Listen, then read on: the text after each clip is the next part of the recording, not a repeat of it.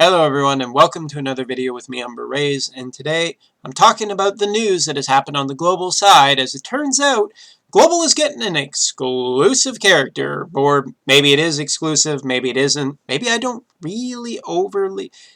really overly matter, because the important thing here is that we've kind of seen a lot of Global, characters that have showed up only on Global. A very small percentage of them have actually came over to the JP side. And by very small percentage, I mean basically Roberta.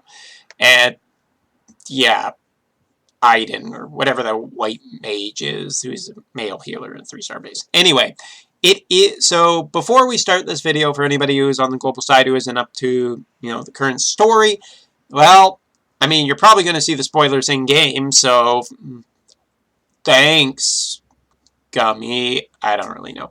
Anyway, so let's talk about this. Specifically, more importantly, I want to talk about the true dual wield. But, oh, wait, what's this? Oh, what's this? Oh, it's stuck. Oh, it's Esther. Oh, it's Esther.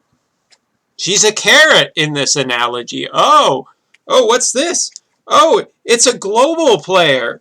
Oh, global player, get the bait. Get the Esther. Oh, she's bait. Oh.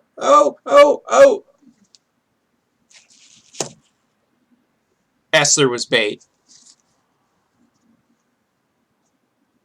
I don't know. Got to do something for a gag. No, I said I'd pay you later.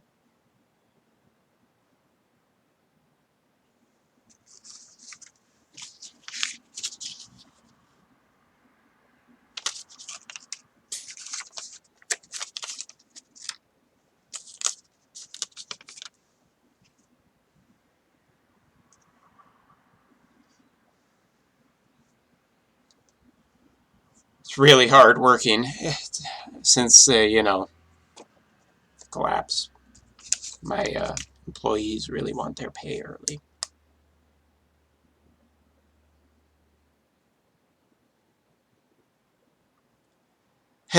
Anyway, let's talk about this because, yeah, Zeno is going to be the new character added to Global, and I don't know. I don't know if this character is actually going to come to JP or not. JP is past this part of the story, and therefore could show up, could not show up, and honestly, I could care less. Zeno was, at the time, a character in the story that in a season that I was not particularly excited about. Season 2 of Brave Exvius was definitely a little painful to get through for me, as I didn't find it that interesting, and by the end of it, I was really hoping for it to end. Well, I mean, Zeno is definitely a cool design, and people are a fan of him, so let's bring him to the game at a more relevant time, which is far more important. I think that a lot of JP players were really tired of Season 2 by the end of it, wanting it just to end. So I don't know if we'll ever see this character in JP side, and I don't think it really matters either, nor should he show up, because he'll probably be a summon festival. The old underpowered character summon festival. Everything's a summon festival. It's a summon festival fiesta. Anyway, Zeno is coming to the global side, and with him, he is bringing the beginning of the true dual-wield era. Yeah, the thing that was supposed to start with CG Lightning that is now starting early on the global side. And to be fair, for people who are wondering what my reaction to this is, a general meh. I'm not even joking. I just am unexcited about this as a whole. For one thing, he wasn't a character that I'm particularly excited about, but also the true dual-wield era coming early to global is just kind of a thing that seems to be happening, and yeah, I don't really have a good opinion on it. I'm not even sure really what to think. The advantages of true dual wield are particularly nice ones, and overall, I prefer true dual wield to true dual hand. It is a more stable type of damage. What do I mean by that? Well, it is like a more stable form because true dual hand always has to deal with damage variance on a lot of its weapons. That's how it makes up for the fact that it can't do some things as well as dual wield in this game. True dual hand has variance. It can either be a 1.1 times rate or it could be a 1.5 times rate. It depends on the weapon, it depends on your RNG, and therefore it can be unsatisfying. True dual wield has the advantage of just being more stable numbers. True dual wield also has a couple other advantages. Of course, MP cost is a big one, but it also has a big benefit in that, you can choose what kind of equipment you want on your characters. You can have different mix and match to try and get a desired effect or desired killers. There's a lot more equipment that you can potentially use with true dual wield. So Zeno does have the potential of being a breath of fresh air for global players who are tired of the true dual hand era. And yeah, the only thing that I am not entirely convinced about will be that great at the time is that a lot of his potential will be, locked behind better equipment that just isn't in global yet, and global players don't have a way of getting. Just means that Zeno will be more a long-term project, but don't make any mistake, I have no doubt in my mind that Zeno is going to be a powerful character. A lot of the power of true dual wield doesn't really come from, just equipment or anything like that. It actually comes from the new ability that they get. That ability, of course, is the true dual wield ability that gives a 6-time up chain cap. That chain cap is a big amount of damage. Chaining is the most important way of dealing damage in Brave Exvius, basically all the time. There's almost never been, finishers that can outdo what a good chain could do. And even then, those finishers usually just want to have some kind of something to, finish chaining. They're cappers, right? They cap off the amount of damage that can be done. So the true dual wield benefits are as follows. Basically a 6 times chain cap increase, meaning that the chains are just incredibly stronger this way. And a 200% true dual wield bonus, which is, a big deal right now on the global side, but on the current JP side, it doesn't mean anything.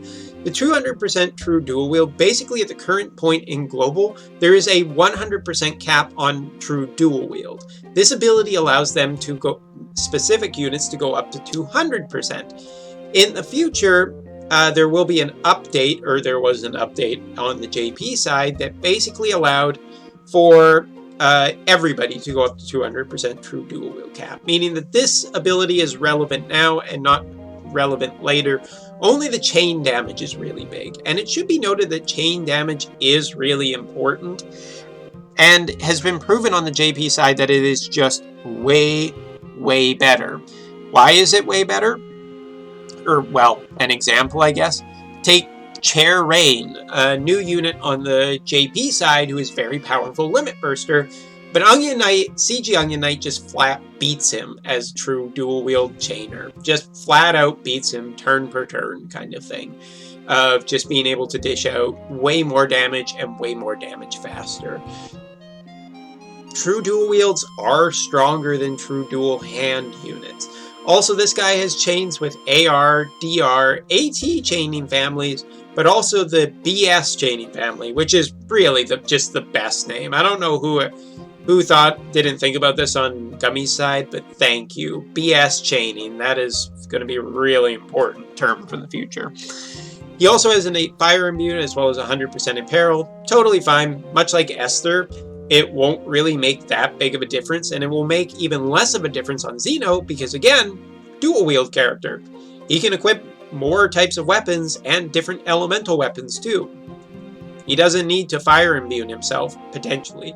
If he just naturally fire imbues himself, we might have a problem. Flexibility is better. I'm going to be really interested to look at Zeno's kit, basically.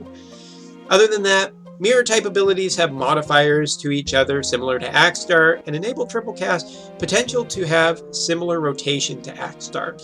But here's the thing. Zeno is obviously built to be very similar to Axstar and to pair well with Axstar.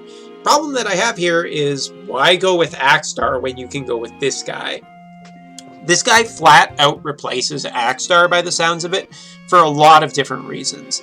Yeah, he's true dual wield instead of true dual hand, and maybe you have more equipment that supports true dual hand, but I would rather just go with true dual wield because true dual wield will just gives you better flexibility. It's something that we know is going to be there into the future, as well as true dual hand, but yeah, true dual wield with that chain cap increase is insane, man. So it'll be interesting to see where Zeno falls, but as for this idea, basically they kind of gave up on Axstar, it feels like. Instead of buffing Axstar, instead of making him stronger, which at this time, from the official information, seems like Axstar did not get buffed. Either that or the official information didn't post all the official information. I guess it's still being changed up until launch. Anyway, why go with Axstar when you can go with Zeno of the Beta Star? Zeno just seems way better and seems way, more interesting to have. I mean, he's potentially more future-proof. He has a good super TMR. He's probably going to be insanely strong. But here's the thing.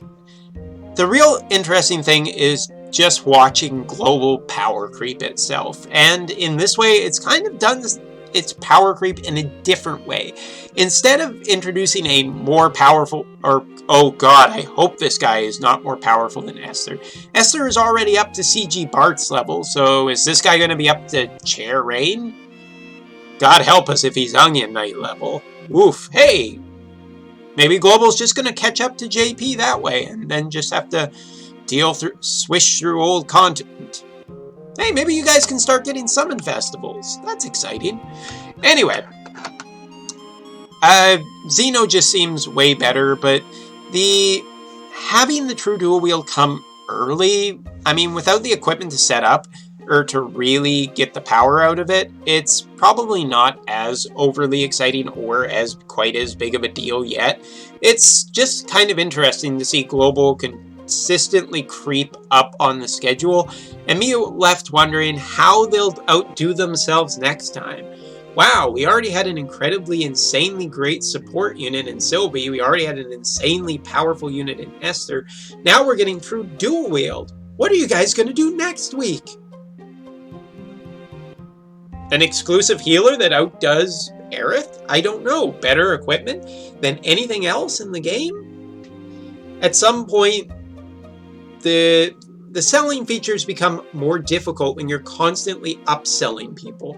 The idea of being like, well, now this is better and this is better. It gets a little tiring, at least for me. Which again, I don't play the game, so The two step-ups that are available, one basically guarantees you at the end of step 5 guarantees you 1 Axstar. And to be fair, I mean, yeah, you might like the CG animation, you might like a lot of stuff, but there are plenty of times to get Axstar into the future, as there is around the time of the 2nd anniversary, there is a Mog King event that is just, on the JP side at least, that was specifically, CG characters that got a rate up again. So maybe you want to go for this, maybe you don't. Maybe you just want Axstar for your CG collection. In that case, that step up's pretty good. It's only 1 lap, and you are guaranteed 1 Axstar at the end of it, which, there you go. Just guaranteed 1, 25k Lapis, you're out and done. Step 2, the second step up, not step 2, the second step up, it's either Axstar or Zeno at the end, which feels a little worse, but obviously Zeno is the real prize here, and Axstar is the step down. Especially if he does not get any global buffs, he will feel like a considerable step down if Zeno is Esther level, because both Esther and Zeno now outpower Axstar. And one other disclaimer before people angry comment again. because I don't really read them and I don't really care that much, but I thought I'd save you guys some time. Axstar is a perfectly good DPS for the next, basically till CG Lightning and CG Bards comes out, and even then he's still good. As a matter of fact, Axstar also has one other distinct advantage over Esther as well as Zeno so far, in that he has two elements where both Zeno and Esther only have one element. Of course, Zeno has the dual wield thing. And it's hard to say that Axstar isn't being billed on this one as basically the booby prize, the thing you don't want to get. The thing you clearly want to get if you are going on this one, I feel like, is Zeno, unless, again, you really like just regular Axstar, in which case you're going for that. Honestly, I was never that big of a fan of Zeno, and I've kind of moved on, so I'm not overly attached to him, nor do I feel the entire need for it. The only other thing that's I find really interesting is the TMR, but more importantly, the Super TMR. The TMR, which is the helmet with 42 attack, 20 defense, 20% MP, and 50% limit burst fill rate. Very strong TMR, but again, that's nothing new. Again, global units have been getting increasingly stronger equipment to make them better value to pull. Better for the customer in theory, but again, the power creep is accelerated so much on global that And the other thing to talk about is the Super TMR Katana, Searing Ember, 180 attack, 40% attack, and physical human killer 75%. Wow, does this thing just feel better than Citan's Super TMR? And yeah, I mean, for a true dual wield weapon, this is going to be just great for a long time into the future. I really don't have any complaints about this, other than it's probably a little bit too strong for where global is, but I mean, again, good for the customer, not so good for maybe the game, as without serious buffs into the future of global's content and trials, I really think that the game is going to become considerably stale with introductions of such high power levels of characters. There is just way too much value on Sylvie, as well as Esther, as well as, I'm just going to early call it, Zeno. Zeno is probably going to be a Esther level, if not, maybe slightly better long term, but that I feel is mainly because of the long term. Again, without seeing the kit, I can't comment too much, but Zeno is probably going to be just really good value, just like Esther was really good value. But overall, in the long term of the game, I think it's just going to hurt the game for a couple of reasons, which are mainly to do with everything is just power crept on global. Everything. It's just constantly going, if not through the power of a character, then by introducing stuff early. Every banner is starting to become this feeling of a must-have, with the JP content, or the JP introduced content being slightly the awkward banners where Golba is, where it's like, yeah, it's okay, but nothing exciting. I don't know. Well, I guess we'll find out more when the data is official. But the only other thing to talk about was the ability awakenings are coming in. Lila, Sephiroth, Atoning Dragoon, Kain, Emperor Shera, and I'll just say this. Emperor Shera, not really exciting, but I remember him getting some decent enhancements. Atoning Dragon Kain never came close to Sid, and I think they'd be foolish to just buff him. At some point, we'll see another version of Kain in the future, so why even bother now? Probably be a summon festival. Watch the JP side. Pure Summoner Rydia. Don't remember her being anything particularly exciting. Sephiroth was exciting at the time. He actually became pretty relevant. But if Sephiroth's enhancements are the same, he'll fall considerably short. He fell short of Axstar from what I remember, and he'll probably fall short of, or if that's the case, then he will definitely fall short of Esther. And Lila, It'll be interesting to see if Gummy finally mercy kills this character for the final time. Alum had no intention of making Lila great with enhancements or her 7-star, and now Gummy has one final chance to either finally give this character just a little bit of love, or finally put the final bullet in this girl. Finally. So yeah. Other than that, it'll be interesting to see where Zeno of the Beta Star falls on the power scheme, but it'll be really interesting to see how this shifts Global's course. Because while I do think there's quite a few things that can be changed, do not think that Zeno being introduced to the game is a sign that Global is a different game thing. Global being a different game at this point, for introducing different characters, I don't think really overall matters to the game. What will be really important is just, how to say this, will be whether Global decides to do the Summon Festival, but more importantly, whether Global just finds a different way to do the Summon Festival. At this point, I feel like Gummy can do this response of being, we have no intention of doing the Summon Festival and just do something similar to the Summon Festival.